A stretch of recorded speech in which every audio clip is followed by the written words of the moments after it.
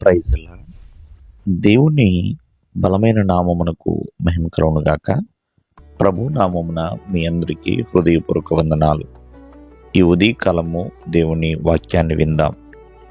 మత్తయి సువార్త 27వ అధ్యాయము 4వ వచనము. నేను నిరపరాధ రక్తమును అప్పగించి పాపము చేసితినని చెప్పెను.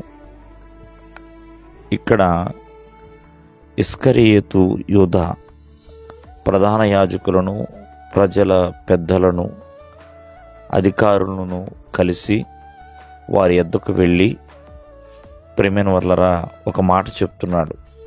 నేను నిరపరాధ రక్తాన్ని పట్టించాను, అంటే అప్పగించి పాపం చేశాను అని. ప్రియమైన వర్లరా, అప్పుడు తను పాపం చేశాడని తను తెలుసుకున్నాడు. అప్పటికి సమయం అనేది అయిపోయిందండి. యూదా యేసుక్రీస్తు వారిని ఒక ముద్దు పెట్టి అప్పగించేశాడు.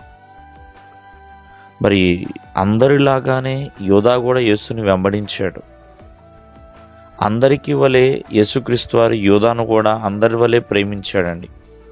కానీ ఇతను ధనాపేక్ష కలిగిన వాడు కాబట్టి 30 వెండి నాణాల కొరకు యేసుక్రీస్తు వారిని అప్పగించేశాడు.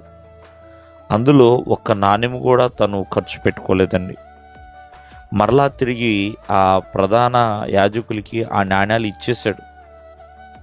అయినా సరే ప్రియమైన వర్లరా, మరి యేసుక్రీస్తు వారిని విడిపించలేకపోయాడు.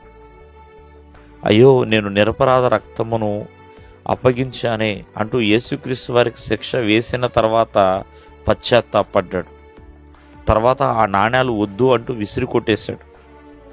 ప్రియమైన వర్లరా, ఆ దేవాలయంలో పారవేశాడు. ఆ నాణ్యములతో నాకు పని లేదు అన్నట్టుగా. తర్వాత తను చేసిన పాపానికి ఏం చేయాలో తెలియక ప్రియమైన వర్లరా, తను ఊరి పెట్టుకుని చచ్చిపోతాడు.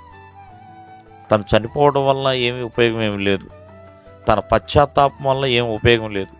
తను తీసుకున్న నాణ్యముడు మరలా రిటర్న్ ఇవ్వటం వల్ల కూడా ఏం ప్రయోజనం లేదు. ఎందుకంటే అప్పటికి సమయం అయిపోయింది. యేసుక్రీస్తు వారితో పాటు మరి 3.5 సంవత్సరాల పరిచర్యలో తిరిగినా సరే తను ఏమాత్రము కూడా నమ్మకంగా ఉండలేకపోయాడండి. యేసుక్రీస్తు వారి యొక్క రక్తము నీతిమంతుని రక్తము. అది ఎంత తొందరగా తెలుసుకుంటే అంత తొందరగా మంచిగా ఉంటుందండి. అంత తొందరగా నీతిమంతులుగా మార్చబడగలుగుతాం. కావున ఆ నీతిమంతుని యొక్క రక్తాన్ని నేను అప్పగించానే అంటూ తర్వాత యూదా పశ్చాత్తాపడ్డాడు. ఈ రోజున సమస్త మానవాళి కొరకు ఆయన అప్పగించుకున్నాడు. తనంతట తానుగా ప్రాణం పెట్టి ఉన్నాడు.